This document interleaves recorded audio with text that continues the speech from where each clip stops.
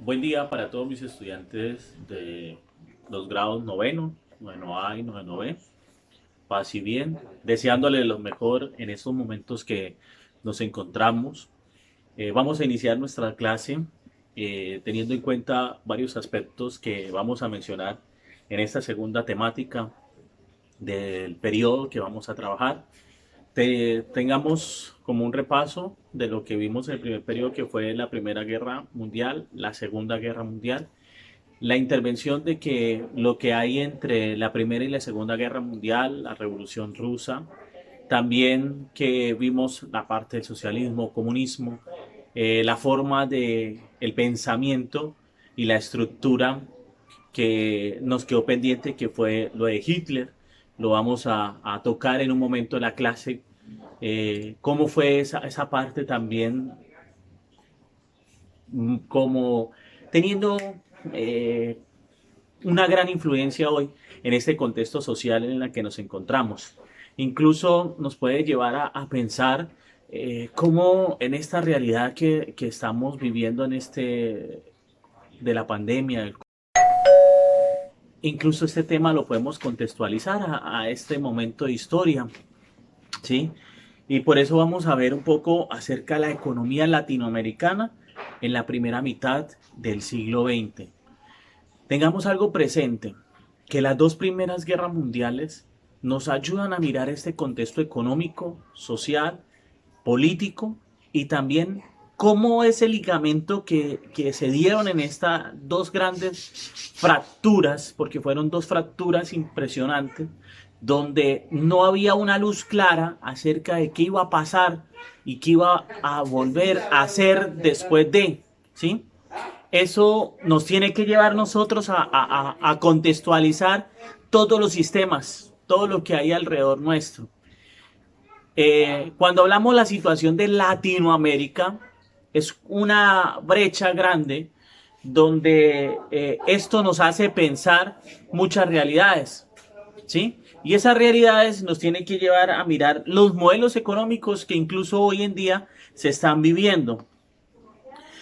Se dice que durante la primera mitad del siglo XX se evidenciaron dos modelos económicos de Latinoamérica. El primero fue denominado como el crecimiento hacia afuera, que se extiende del siglo XIX hasta 1930. Miremos que pues ahí está todavía la situación de secuelas de la Primera Guerra Mundial.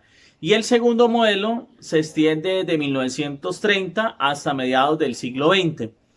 Se conoció como el crecimiento hacia adentro. Entonces tenemos dos modelos. Uno que llamamos el crecimiento hacia afuera y el otro es el crecimiento hacia adentro. O sea, es empezar a mirar estas dos realidades de sistemas económicos que se empiezan a dar en este contexto social y político que se dieron en estas dos primeras guerras mundiales. Cuando hablamos y la situación eso tiene las consecuencias grandes pues en América Latina. Cuando se ve favorecido las inversiones europeas y norteaméricas, ¿qué es lo primero que vamos a ver? El crecimiento hacia afuera, que son las exportaciones, todo lo que se estaba dando a través de los puertos, todo lo que se estaba construyendo de una forma de pensamiento constructivo. Se dice que eran las materias primas, lo que América Latina especialmente tiene, su gran explotación en materia prima que nos lleva a mirar qué es lo que se está buscando dentro del fondo de la existencia, dentro de un principio o origen dentro de las cosas. Uno de los grandes son los minerales. Sabemos que América Latina es rica en petróleo, en el cobre, ¿sí? En el salitre, además de productos agrícolas como el café, el caucho, el banano. Si miramos, América Latina es uno de los grandes exportadores en estos elementos y también de la materia prima. Ejemplo, nuestra población colombiana.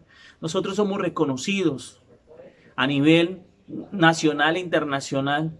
Es porque somos grandes exportadores del café. Somos grandes exportadores y vamos mirando toda la escala de lo que va constituyendo las grandes exportaciones, ¿sí? Y eso nos hace pensar nosotros cómo nosotros somos importantes a nivel internacional, ¿sí? No solamente por la violencia social que tenemos en Colombia, que nos hace distinguir de cierta forma las culturas hacia otros de cómo se está manejando este sistema. Las capitales más importantes pues reciben ayuda a mejoramiento, ¿sí? Incluso en medios de transporte terrestre y marítimo vemos grandes influencias en esa parte, buenos autos grandes de marca que hoy en día vemos en América. Está la Ford, vemos Ferrari, eh, otros más que nos hace como que, wow, esto está creciendo. Incluso las mismas marcas, la Chevrolet, un Audi, ¿sí?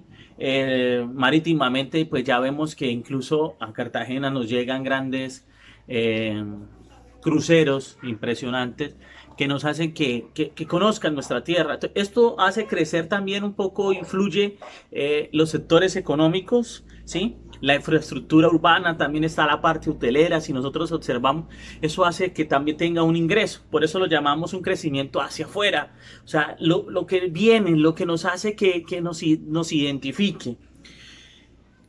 Durante muchos años se dice el gran surgimiento de las industrias, ¿sí? Y casi las industrias todas tienen una característica principal y es su tinte, su marca, que hace que se extienda también a nivel, se hace nacional, pero se extiende a nivel internacional. Un ejemplo, Juan Valdés. Nosotros nos exportamos mejor café, lo mejor, y uno va a otro lugar y uno observa que eso hace que tengamos una gran ampliación dentro de nuestro sistema. Por eso yo quiero que ustedes un momentico traten de investigar, leer qué hace que Colombia tenga esa exportación de crecimiento hacia afuera, ¿sí? Y el crecimiento hacia adentro, después de la crisis, que eso lo tocamos en clases, de todas maneras lo vamos a estar dialogando, de la crisis de 1929, la economía de los países industrializados se vio afectada. ¿Por qué? Porque de ellos trajeron el modelo hacia afuera y de esta forma pues las exportaciones empezaron a bajar, ¿sí? Perdió gran importancia porque pues también cada país quiso empezar a surgir, ¿sí? Debido a que los países industrializados compraban menos materia prima, las industrias locales se convirtieron en mayores compradores de estos bienes. Claro, si yo traía, eh, digamos, el caucho de otro país, pero si yo veo que acá mismo en Colombia el caucho se pueda, pues yo compro acá local. Yo no me voy a ir a traer algo porque pues primero tengo que pagar el impuesto de aduana, el producto que empieza a darse, ¿sí? Entonces todo eso hace que de cierta manera el surgimiento económico me tenga que llevar a mí pues a pensar y ver otra forma más objetiva. Entonces la economía, de cierta manera, de Latinoamérica se empieza a ver fraccionada, ¿sí?